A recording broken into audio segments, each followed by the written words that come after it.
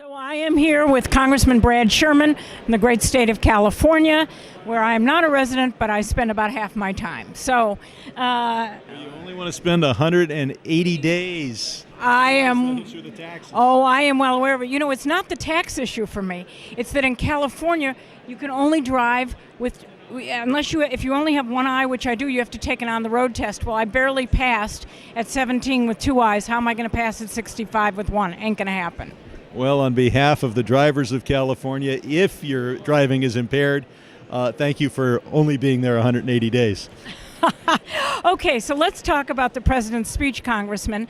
And see, what you said to me just off air was a little bit before the speech, cutting the State Department. We wants to cut our diplomacy by 37%, and that will save a little money. Then he wants to spend about 3 times as much money increasing our defense budget. And it all makes sense. If you're not going to achieve peace, you better be ready to fight a war. Well, you know, it's interesting because I see what China is pouring into Africa, and in terms of diplomacy, in terms of sending people over to China for seminars. I work in South Sudan. I just got back a week ago. And I have to tell you, we cannot afford to give up on diplomacy. Well, and you'll notice China doesn't have an aircraft carrier group anywhere near Africa. They're deploying their soft power.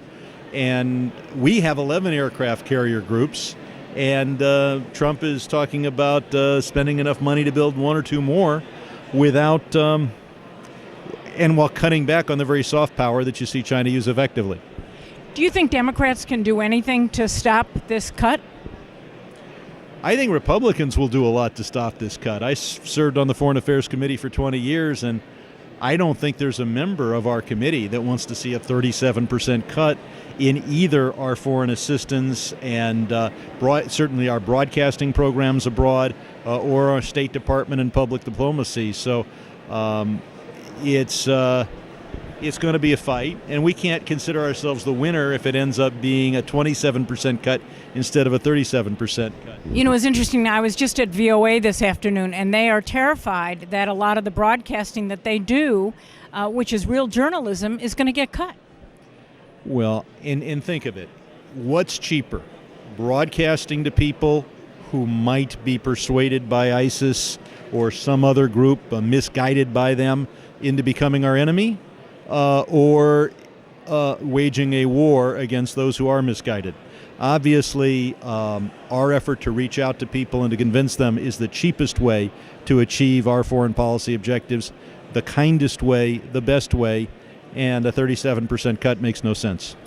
One sort of other area I want to ask you about, because you're in California and they're known for this, which is health care. And what do you think is going to happen with the health care bill? The Republicans haven't been able to come up with anything in years. Well, you know, we voted before Trump became president 60 times to just repeal Obamacare. I voted against it 60 times. And they didn't worry about replacing. Nobody took them seriously because they all knew it was going nowhere. Now that it might really happen, they have to govern. And they've come up with this bizarre notion that people can not buy policies until they get the cancer diagnosis and then buy the insurance policy inexpensively to cover the recently diagnosed. Not going to happen. Well, I mean, those insurance companies are going to go bankrupt very, very quickly. Wow. Anything, you know, was interesting because I spoke with Leader Hoyer, and he said that one of the things is that it was good rhetoric, but where's the bills? Where's the proof in the pudding? Well, you know, I prefer Trump when he's non-operational, non-specific, says a bunch of stuff and doesn't do things, than when he does do things. So be careful what you wish for. But the fact is that there's a lot of rhetoric here where if you tried to apply the specifics, it would deflate the rhetoric. You would realize that it doesn't make any sense. Like, he's in favor of infrastructure spending, $1 trillion of infrastructure spending, but he thinks the private companies are going to do it.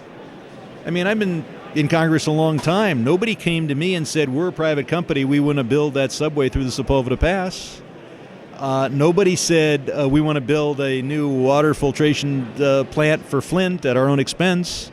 I mean, when you do public works, you you hire contractors to do it, but the paying for the road is from the public. He somehow believes that if he just wears a bad toupee, that people will rush in and want to spend private dollars when there's no public dollars. Well, Congressman Brad Sherman, anything else that sort of really you want to? Yeah, I think the idea of creating a separate organization to gather stories of those few occasions when one of the 11 million people who are here without documents has committed a violent crime will give a very distorted picture. Because among a group of 11 million people, there are going to be some who... But what if we created a special branch inside the Department of Justice just to gather stories of people who've been terribly victimized and brutalized by terrible crimes committed by men with bad toupees? Then we'd end up with an image of men with bad toupees that was totally distortive. Sounds like a great op-ed. Thank you very much, Congressman. Thank you.